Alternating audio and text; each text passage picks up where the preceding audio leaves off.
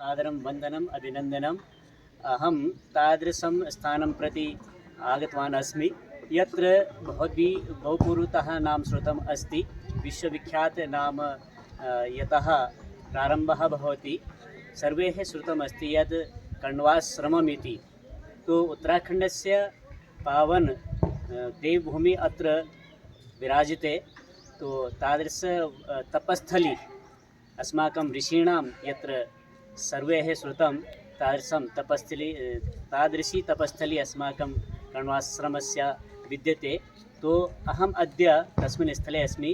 मम समक्षे अस्याः तपस्थल्याः साक्षात् ये अत्र कण्वसदृश तपस्यारताः महाराजवर्याः अत्र विराजमानाः सन्ति।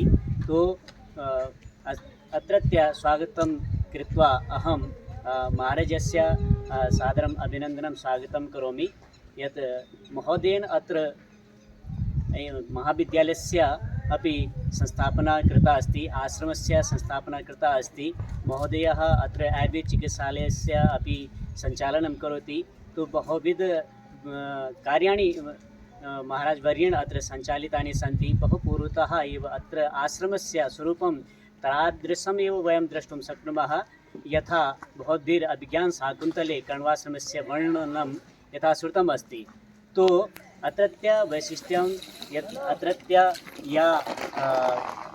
यत् कार्यम् अस्ति कण्वाश्रमस्य अत्र पूर्वतः यथा वैशिष्ट्यम् अत्र वर्तते। तो अहं साक्षात् महाराजवर्यं निवेदयामि यत् अत्रत्य वैशिष्ट्यं यदस्ति, कथम आश्रमस्य स्वरूपम् आगतं, कैसे इस आश्रम का स्वरूप आपने जो है अपने इस कर कमलों द्वारा पल्लवित पुष्पित किया है। और आज बड़ा हमें गर्व हो रहा है कि हम जैसे कण्वाश्रम को सुनते थे, आज उस स्वरूप को जो है देखने में हम जो है बिल्कुल आह्लादित हो जाते हैं। फिर से जो है कि हमें उस तपस्थली को जो है जीवंत होते हुए से हम देख पा रहे हैं और हम वहाँ पर आ पा रहे हैं।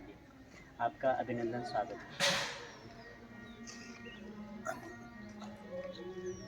वैदिक गुरुकुल महाविद्यालय कण्वाश्रम की स्थापना 2 जुलाई सन 1972 में हुई। उससे पहले भी मैं 71 में आ गया था और 6 महीने साधना की, अनुभव किया कि महर्षि महाकवि कालिदास जी ने ये बहुत ही सुंदर यह स्थान का चयन किया। तो इसके लिए मुझे भी जब मैं पहली बार यहाँ आया, मालिनी जरा इसको मोटरसाइकिल वालों बंद कर वहीं रोक शुरू करूँगी। तो मैंने देखा जब मैं पहली बार यहाँ पर आया तो मालिनी नदी में घूम करके मैंने देखा दोनों तीनों तरफ शिवालिक पहाड़ियाँ हैं, सुंदर नदी बह रही है। वही महाकवि कालिदास की याद आती है। तो मुझे बहुत अच्छा लगा। मैंने सोचा कि यहाँ पर मैं साधना करूँगा और मैं यहाँ पर 6 महीने अकेले एकांत में रह के मैंने साधना की। और साधना के बाद मैंने यहाँ निश्चय किया इतना पवित्र स्थान साधना के लिए इससे अच्छा स्थान नहीं मिलेगा। तो यहाँ पर एक गुरुकुल की स्थापना होनी चाहिए। यदि स्थापना नहीं हुई तो यहाँ पर होटल मोटल आदि हो करके जो वहाँ का असली स्वरूप है महर्षि स्वरूप वो नहीं रहेगा। इसलिए 2 विद्यार्थियों को लेकर मैंने शुरू किया था और धीरे धीरे यहाँ मेहनत तपस्या तो बहुत करनी पड़ी क्योंकि एकांत जंगल में था, कोई इतनी सहायता भी नहीं थी। लेकिन आज मुझे भी खुशी हो रही है कि जो महर्षि कण्व का जो स्वप्न था कि वो एक उस समय भी विश्वविद्यालय रहा था आज पुनः उसी ओर बढ़ रहा है। और यहाँ पर इस समय वर्तमान में योग महाविद्यालय चल रहा है, जिसमें पीजी योग डिप्लोमा है, योग शहर में आचार्य हैं, तो ये सब चलता है। साथ में ही गुरुकुल भी पहले भी चलता था, बीच में थोड़ा सा हल्का हुआ, लेकिन अब फिर दोबारा से हमने जो है इसको पूर्ण रीति रिवाज और प्राचीन संस्कृति को आदर्श बनाते हुए बच्चों की ड्रेस भी वही है, और सुबह शाम जो है ये यज्ञ, सवेरे यज्ञ होता है, शाम को इनका कीर्तन भजन और हनुमान चालीसा आदि अभ्यास करते हैं रोज। तो एक वातावरण में बड़ा अच्छा जो है ये शुरू हुआ है। और अभी मेरी भी यही इच्छा थी, शुरू से मेरी इच्छा रही कि ये स्थान वेदों शास्त्रों से गुंजायमान रहे और ये वातावरण पवित्र है। मैंने तो देखा, दुनिया में मैं जाता रहता हूँ, हर एक देशों में मैं गया, उन सब देशों में ऐसा सुंदर स्थान, मालिनी नदी जो है, मैं समझता हूँ कि गंगा की ये शाखा ही है। इसका पानी भी हमने देखा है 6-6 महीने साल भर रखे खराब नहीं होता, जड़ी बूटियों से होकर के आता है। और यहाँ हमारा आयुर्वेद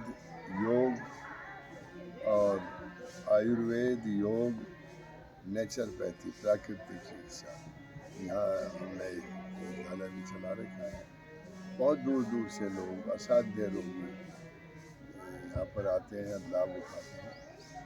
तो गौशाला भी है हमारे पास, अच्छी हमारी देशी नस्ल गिर जाती की गाय हैं।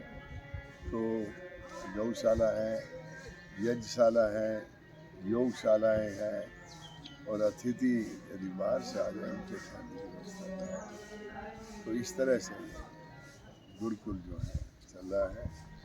और अब तो जब से हमने वीर भरत स्मारक बनाया है, तब से तो काफ़ी दूर दूर से लोग आने लगे हैं।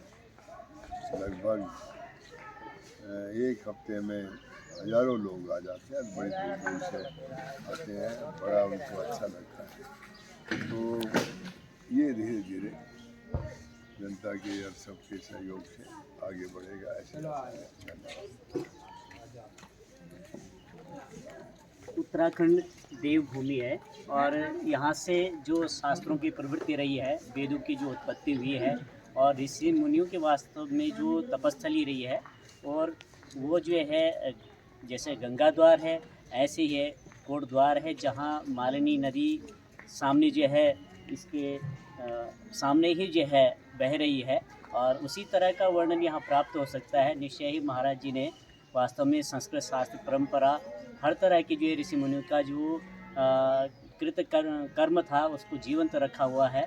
और आप देखोगे पूरा आश्रम उसी तरह से जो है भरपूर है वनस्पतियों से। आयुर्वेद के जो है बहुत वनस्पतियाँ यहाँ पर है, और आश्रम का पूरा स्वरूप जो है बनाया हुआ है। इधर भरत महाराज जी का, दुष्यंत जी का, और पूरा जो है कण्व ऋषि तक का तपस्थली इधर विराजमान है।